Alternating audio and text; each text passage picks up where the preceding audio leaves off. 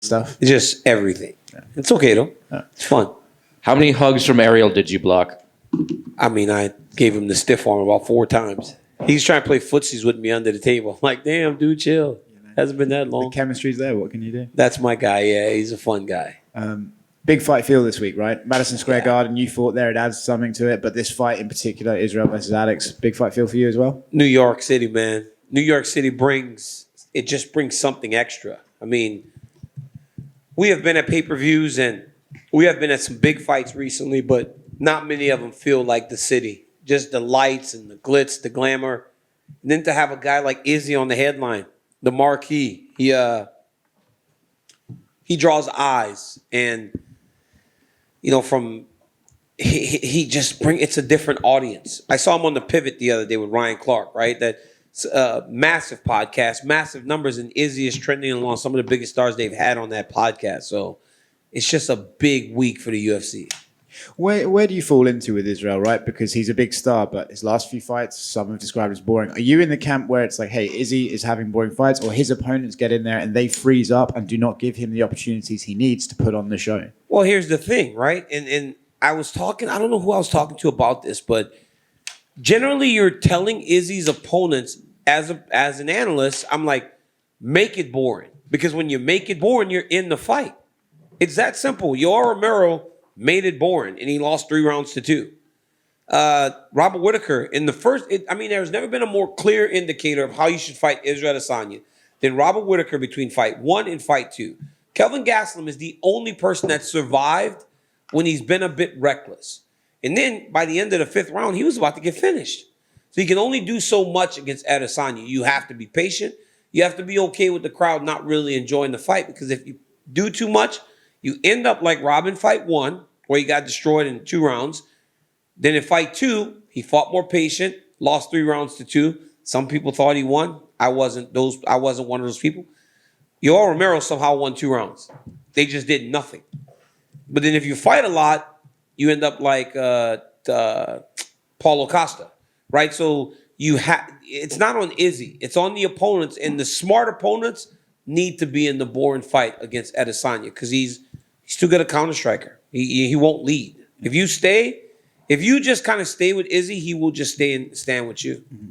So if that's the case, right, and you're Alex Pereira, you think, okay, I've got to take it chill. But I've beaten this guy twice, so why wouldn't I go at him? So what do you think Alex is going to do on Saturday? He's a counter striker himself, right? So it's going to be who can set the trap. I think with Pereira, like, what's important for Alex is winning the moments that aren't necessarily big. So just those big explosive moments in kickboxing, that's where Pereira has won. He knocked him out. But if you look over the entirety of those fights, Adesanya had a lot of success, right? So if you're not winning those in-betweens, you're losing the fight. And I think Alex needs to have made some adjustments to win those moments where big things aren't happening, so that Izzy's not just kind of going away with rounds. We've got Dustin versus Michael on the card as well, which is, you basically guarantee, you can set your watch that that's going to be a banger. There's this argument about Michael's chin perhaps not being the best, but then he goes out there with Justin Gaethje and is asking him to hit him harder and stuff like that. But do you think he can stand up to what Dustin has to offer, and does he have to wrestle to find success in this fight? You know what the beauty in that fight is? Let me look at this. I got an interview on my YouTube going live in a little bit, but I'm gonna look at the thumbnail. You can plug the channel. I always plug my channel, trust me. But this is what Dustin told me yesterday, and I just got to get the correct words.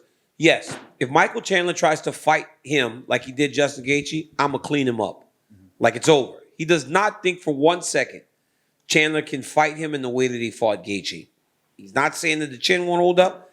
His rhythm is too good, he believes, for Michael Chandler to stand with him for 15 minutes. So if Dustin is to be believed, Chandler does need to wrestle. And then you got Michael out here yesterday saying that if he fights him like he did Gaethje, he will break Dustin. And Dustin's not necessarily a guy who's known for breaking in those big fights. So is that kind of what we want to see as fans? It's rooted in Michael's belief that he wants to be here more than Dustin, because he hasn't seen the heights that Dustin has seen in his career. And that's why he thinks he can take him to a place that reminds him, hey, man, you've got millions of dollars, right? You've held a portion of the championship. You've done it all. You don't need this. Chandler thinks he can show him that, and that will remind Dustin that he doesn't want to be in there going through what he's going to have to go through to beat Michael Chandler. It's a fun one. It's a fun one also because of all that, right? Like all that stuff. And then they'll look at you both and go, oh, but there's no bad blood. But you guys are saying some pretty disrespectful shit about each other. Right. You know what I'm saying? But that's why it's so good and so fun. I appreciated you trying to get them to talk shit to each other. But they did though. Like when they were on DC and RC, like and that one, you know, the 1 second delay on TV sucks. But in that instance, it's pretty good because it makes the argument better because they're just interrupting each other over and over again. It was fun. By the way, I don't know if the moderator is meant to be pissing himself laughing as they're insulting each other. When Dustin said when Mike goes, he said he'd rather sell hot sauce, I was laughing. It was hilarious. DC right in front of you here, straight ahead. Oh, okay. Obviously, a lot going on this week. Huge fights this weekend. But I did want to get your thoughts on the news on Tuesday. Cain Velasquez, your friend out on bail. Just kind of your initial reaction to the whole thing. I was happy. I was very happy for Cain, for his family, for Michelle, little Cain, and Coral. Just they've been through a lot in the last 8 months as a family. And from Coco having to go to school at the school that our children go to while her father and her family is going through all that they've gone through. It's very difficult for a teenage girl, you know. So I was very happy for him. And then I got to speak to Cain on yesterday morning. We FaceTime a little bit. So it was nice to see him laying on the floor with his son, man. Kid stayed home from school and hung out with his father. It's beautiful. And I know we had asked you at the time when he was incarcerated, like, you know, how's he doing? And you said, oh, he's holding up all right. But can you kind of describe the relief maybe that comes with what the decision was on Tuesday? The relief I can explain for me. I could never try to attempt to tell you what that felt like for Cain Velasquez because I've never been in a situation like he's been in. But for me, the relief was knowing that he gets to go home, you know, because in times, you know, from the phone calls to the visits, he put on a brave face, but I could tell he was hurting, you know, and it hurts us to see him in that situation. And but it's not over yet. But I think for me, the beauty in him getting to go home was also in the words because I heard the judge say something to the a crime of passion. There's a viable defense for that, and I think in that that's a positive thing for us. Great, thanks. DC over. So unrelated to the main event or anything, but this is going to be Frankie Edgar's retirement fight on Saturday too. So, what are some of the memories you had just being around Frankie, both in and out of the octagon? It's the best, man. Frankie's always been the best. He's like, we always called him the little engine that could because he was always too small. He never should have been a lightweight champion, but he was a lightweight champion. And he fought for the featherweight championship, and now he's a bantamweight, which is probably where he always should have been. And he's always been fun. He's always been exciting. He's always been a gentleman. It's the curtain comes down on all of us, and I'm just happy that Frankie's making that decision, and he seems like he's very confident and okay with his decision to retire, regardless of the outcome. I asked him that this morning. I go, it's one of those situations where you go out there and you fight well, and you go, you know what, I got more left in me. He goes, no, I'm good. He goes, it's time for me to turn my focus. He said, because if I don't retire now, I could never start something new or the next thing in my life. So good to hear that for Edgar. And we spoke with Chris at Media Day, and he said, well, he respected Frankie and everything he did. His words were, his time is up, and I'm going to have no remorse sending him into retirement. Is that the right attitude to have for this young fighter? I mean, you got to be licking your chops when you're looking at a guy on the way out, because they say when you start talking retirement, one foot's out the door. So, and plus Gutierrez lost his UFC debut, and that's it.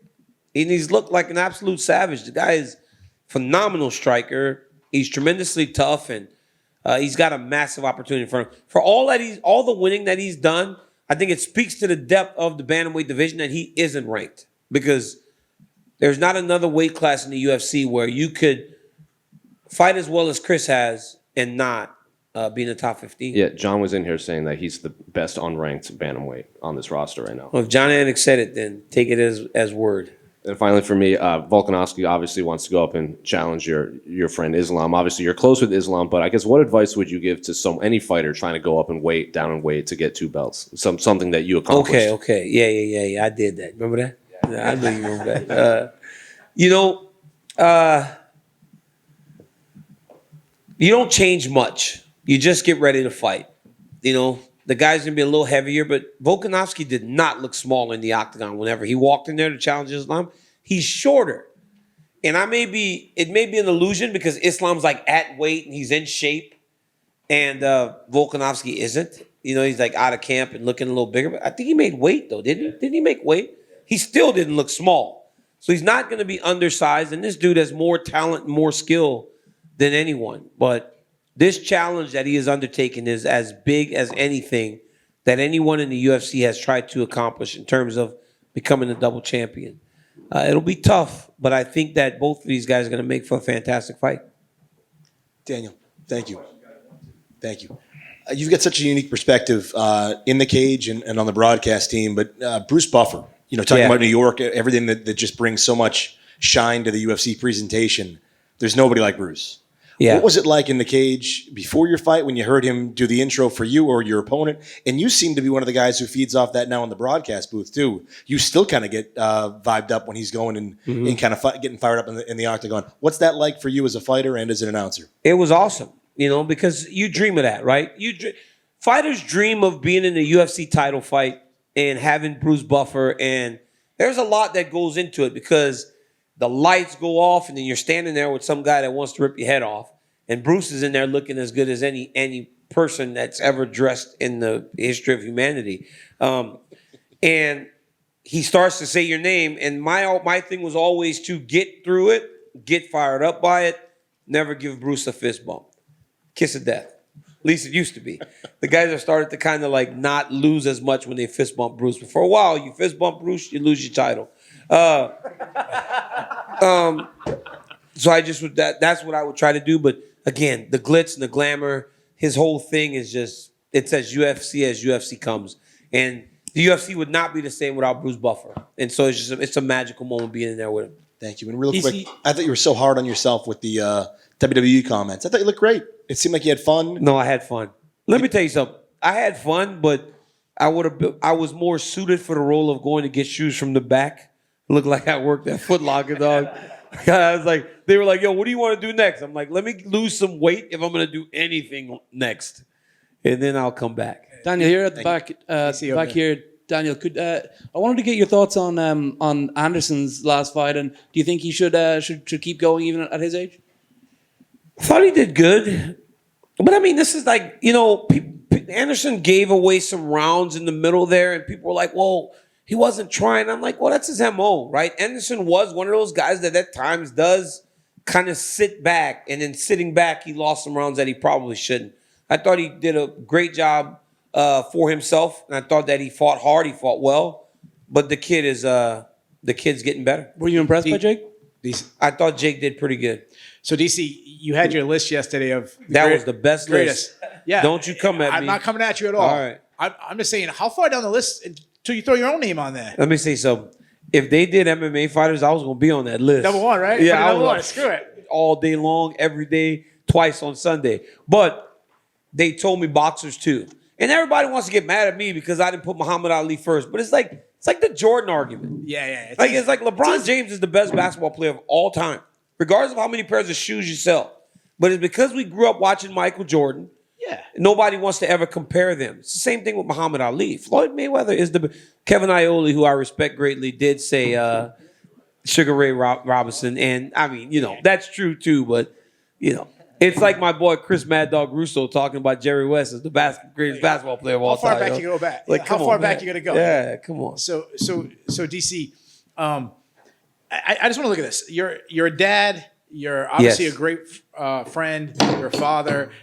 ESPN host. Yes. Podcast host. UFC commentating, making appearances on WWE and NCAA wrestling. Yeah. I'm just a kid, man. Like, when do you sleep, man? I didn't mention coaching wrestling. Yeah, I don't sleep. Seriously. Yeah, that's it. I sleep for a few hours and I wake up because my mind just doesn't shut off. I'll text like these guys like early in the morning. I'm like, yo, you awake? The only guy awake is this guy because he's got like new kids. He's like, I got children, man. I'm up too. Yeah, all right, what's up, Zach? But no, I sleep. But like, man, when I get home, like the greatest thing for me, honestly, is when I'm home on a Saturday and I get up on Saturday morning and I like make breakfast for my children and then we just lay around watching football. That's like the best because even when I'm home, I'm doing a lot of wrestling stuff and everything else. But I would much rather live the life that I live today than any other because I'm blessed. I'm lucky. Last question. Yeah, last question. All right. Speaking of wrestling, you did a fantastic job at the NCAA tournament. Bo Nickel obviously came in. He's a big star, but that's everyone's making a big deal of it because that's rare. Like a lot of the top American wrestlers, they go into the national scene. Like Spencer Lee, Yanni, they're like locks to go onto the national scene. Like, you have an influence. How do you get these guys to come over to MMA? We've got a few. We've actually got a few at AKA right now. Kyle Crutchmer, Nick Piccinini, and Jacoby Smith, Oklahoma State Cowboys, right? The mecca of wrestlers turn mixed martial arts fighters is the Cowboys of Oklahoma. But those guys are going to do it, and I'm usually on the front line trying to get them to fight because I tell them about not everybody can make the Olympic team. It's impossible. 6 guys go to the Olympics. It's almost an impossible dream. So when they chase that Olympic dream, you put everything on hold. I think right now coming to MMA for guys like Nick, like Bo Nickel, Bo Nickel, for as good as he was not going to make the Olympic team. And anyone that knows wrestling knows that Bo is going to be number 2 or number 3. So for as phenomenal as he is, and for as much as Bo will tell you, that's what makes him so special too, because he'll tell you how great he is. He wasn't beating David Taylor, right? He's not beating Kyle Dake. So it's like this was his best option. He wasn't beating Jaden Cox. Like these guys are the best in the world. And Bo was a step behind that right now. Don't know what happened in 4 years, but right now he's not beating those guys. This was a better option for him. And I think with his boxing background, the sky's the limit for this kid. He's going to be as good as anyone that we've seen in a long time come from wrestling. Thank you, DC.